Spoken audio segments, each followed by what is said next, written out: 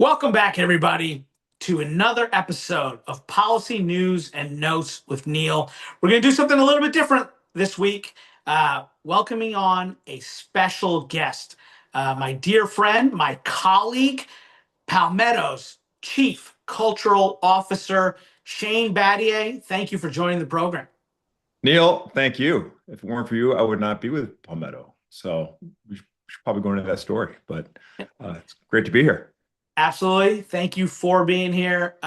So, look, when we first scheduled this, I had fully intended to speak mainly about Palmetto, about your interest in the industry and what you're seeing. But prior to joining Palmetto, you had a long and distinguished career, two-time NBA champion with the Miami Heat, long NBA career, NCAA legend, national champion at Duke. I wanted to finish with basketball and get your kind of picks for the Final Four, and not. But man, what we saw last night was one of those transcendent moments in American culture that doesn't happen that often, where I really think almost everyone in America someday will say they knew where they were at the end of the Connecticut Duke Elite Eight game in 2026. And if they didn't, they've seen the clips. I will leave it to other programs to go over the X's and O's and what happened from a basketball standpoint.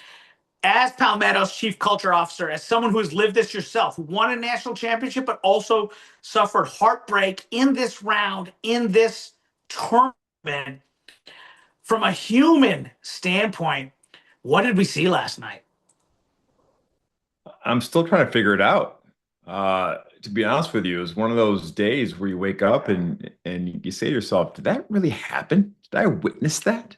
And obviously, a very proud Duke alumnus, and I ride with my guys through thick and thin. All right, and wins and losses. All right, we go together, and I joke that the day after Duke loses in the tournament is the most busy day on my phone. Okay, the people that I haven't talked to in months just feel the need to check in on me. Maybe talk a little trash, and so you're used to it in March, and that's part of going to Duke and evoking emotion from people. We were loved and we were disliked. All right. There's no apathy when it comes to Duke University. And if you can't handle that, you shouldn't go to Duke University. It's not for everybody. Right. But last night it was a classic March Madness game. And look, I played in many of them. And in many regards, it reminded me of my freshman year against the University of Kentucky, your home state school. And I'll never forget. And it was eerily crazy how I thought back to 1998, very specifically looking up at the clock in the second half, up 17, and thinking to myself, we're going to the Final Four. We're going to the Final Four. Now, I am a freshman at the time, okay, and so I did not have the gift of perspective or even wisdom at that point, and I made the cardinal sin in sports. I got ahead of myself. I got ahead of myself. So I went against the adage of it's one play at a time, take it as it goes, just focus on the next play. I was already living in San Antonio the next week and wondering what the Final Four was going to be like, right? And that's the cardinal sin. And that's the cardinal sin for not only any athlete, but for anybody who deals with a pressure situation. All right. And I think that's what happened a little bit last night. I'm not inside the head of the guys on Duke, but you start to think ahead. You start to think of what if.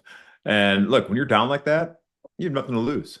And so whether you lose by 17 or 30 or two, it doesn't matter. You lose. And so you play a lot freer. And in March Madness, it's a funny thing that happens. People love to see the underdog win. They love to see a big comeback.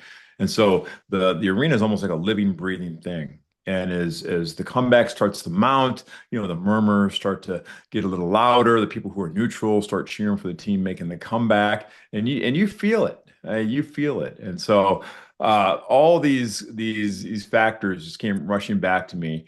And the thing I've been telling folks is, guys, they're still very young basketball players. All right, this is not 10-year NBA veterans who have seen it all. These are still young players. And I've played in NBA finals, I've played in NCAA championships. No one's immune to pressure. Nobody. Nobody. If they say they aren't, even Michael Jordan felt it.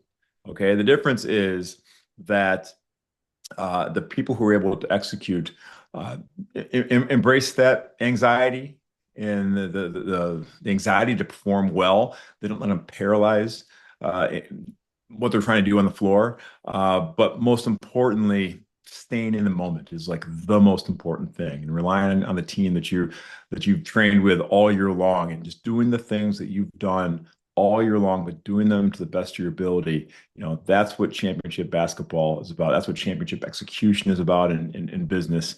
And so I've lived it. I've been on both sides, and that was what came back to me immediately after that shot went through the hoop. Well, so I was one of those people who was blowing up your phone yesterday in the aftermath of the game. And I got to say, if it's okay to say on this program, your response to me, it gave me chills because it was so just thoughtful and prescient. So because of you and our relationship, I've become friends with Carlos Boozer.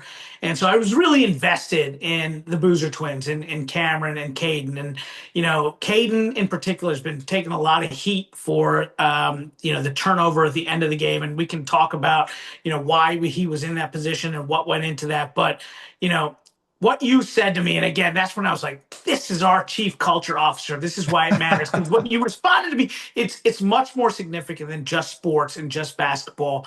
What you said was that in life, there is just winning and learning, and that he will learn from this, and that he's tough and he'll be back. And I love that because you went through that. You went through heartbreak, blowing a 17 or 18-point lead because Wayne Turner kept turning the corner on Wojo. I won't bring that up again for you, but Thanks, Neil. and you came back 2 years later, and you cut the nets down. You won a national championship yourself. Um, Resilience in sports and in life is such a critical thing, and I just love that. And I'm rooting for our guy Carlos and for those boys. And I'm hoping Caden can have a Shane Battier like experience and have a truly excellent college career and come back and grow from this. Well, he's a winner. I don't care what happened on the last play. And it's funny. All everyone wants to talk about today is the last play. If you play the game, you understand that there are hundreds of ways to impact the game, both on the winning and losing side, right? And so when you're playing those games, you think about a turnover in the 12th minute. You think about getting the team in the bonus at the 10-minute mark, missing an open shot. Like there's so many like small plays that no one pays attention to, but they all count. They all count the same, right? And everyone focuses on the last play, and deservedly so. It's the most dramatic moment, but they're all of equal importance. And so like I've won enough in my life, and I've lost enough in life to come to that conclusion that when you win, you tend to overestimate what you know and how good you are, and when you lose, you're probably not as bad as you think. All right, but your ears are much more open to learning lessons and improving. And true champions, people who have resilience and keep coming back and back and back, they don't look at losing, no matter what the stage is, as a failure. They look at as it as a chance to look in the mirror, have been some introspection, and say, okay, what do I need to do next time to avoid this fate again? Right. And so you never stop. You always keep going. You keep getting back up. The old geeky guy, fall seven, rise eight. Um, and that's the beauty of sport. That's the beauty of life. And it's not what happens to you in life. It's how you react. And as a parent now, like that's the message I want my kids to take with them. That I don't care what the result is. It's how you respond to whatever happens that matters in life. And um, look, Cam and Caden had an amazing year. They're part of the brotherhood. I'm proud of them. We would not have been in the position that we have been this year without them. So to disparage them or think any less of them because of a couple plays would be silly. But I know they are hurting because they're competitors. And if you weren't hurting, then we know you're not a competitor. But we know those guys are super competitors, and they will definitely learn from this and be better for it. Perfect segue to our close. This is, at the end of the day, a policy focused program. You are now in the biz, in climate tech, in clean tech. You are Palmetto's chief cultural officer. Can you just talk a little bit about, kind of what your role is at the company and what drew you to it, and just kind of give our audience a flavor for what it's like to be Shane Battier, pivoting now from the highest level of sports success to now, hopefully, the highest level of business success. Well, I have you to thank, Neil.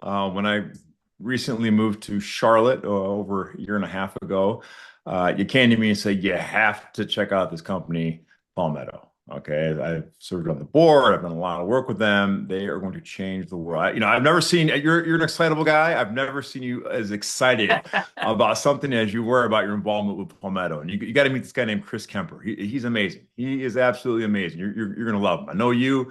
I know him. You guys are gonna hit it off. So I said, all right, well, what's the big deal here? And so I was able to meet Chris, have dinner with him, and immediately hit it off. And since that initial dinner, we've gone on a lot of walks together, and just talked about the things that we're both passionate about, and that's impact, uh, teamwork, culture. It's something I've lived my entire life in the locker room, and have had, again, tremendous success in the basketball court. And so I appreciate the lessons that I learned from the amazing coaches like Coach K and Yashubi Brown and Mike Fratello and Jeff Van Gundy. The list goes on, and Eric Spoelstra, and the great teammates that I had, LeBron James, Yao Ming, Pau Gasol, like Hall of Fame teammates and everything in between.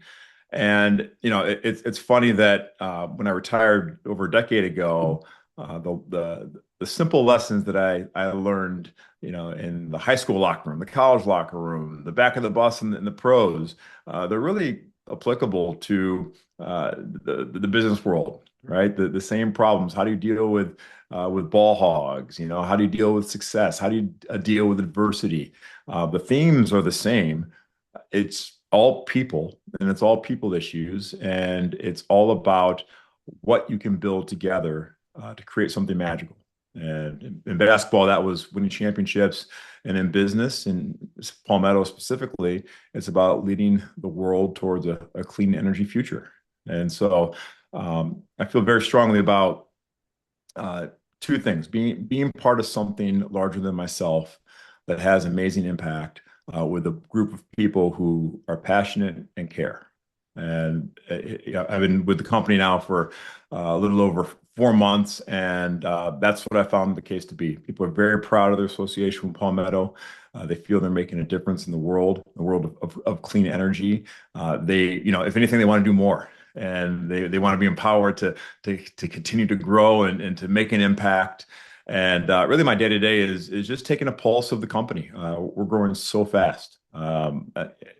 This is literally a rocket ship, and being an industry leader, growing year over year, we literally can't hire enough to keep pace. And when you have hyper growth like that, you get some cultural drift sometimes if you're not careful. And so my job is just to talk to folks. And sometimes we get so busy in our day to day that we forget actually why we're here. And it's to lead the world towards a cleaner energy future. And sometimes you have to say that, as corny as that sounds. When I walked into any arena that I played for, the Miami Heat or Duke basketball, there were just pictures of championships and great players. And there was no doubt, like every single day you walked into the building, why you were there. You were there to win and do something special. And that's something I hope to bring to Palmetto, that every time our employees walk through the door, anytime our partners walk through the door, anytime our customers walk through the door,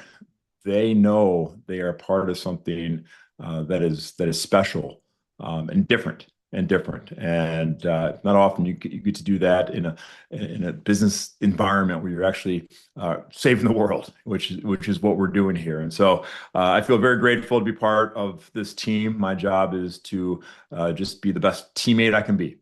And if I can help people think about leadership, think about teammateship, think about how they can uh, grow their careers within the company, sort of like a coach. That's how I look at my role here. And so if you ever see me, please stop me, say hello, invite me to coffee. I'm probably hopefully I can, and my goal is to take everybody to coffee or lunch or dinner at some point.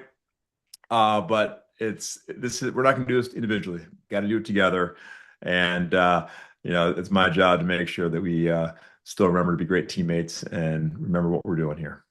Well, this program goes far and wide, so you're going to have a lot of people hitting you up for lunch and coffee. So just be ready for that. I will note that prior to our first meeting in Striking Up a Friendship, now more than a decade and a half ago, I read a fantastic article about you by the author of Moneyball, Michael Lewis, called "The No Stats All Star," in which he talked about your contributions to different organizations and how the one common thread was that every team you ever joined won exponentially more the year after you joined than they had prior. And I am fully anticipating the same thing at Palmetto. We had a great 2025, but now we've added the glue guy, and I will flag your podcast, the Glue Guy podcast. We added the glue guy for 2026, and I believe we're going to see similar to that 20 games, improvement from 2025 to 2026 because we added the ultimate glue guy in Shane Battier. Thank you for joining this week's episode of Policy News and Notes with Neil. Appreciate it, Neil. Appreciate you.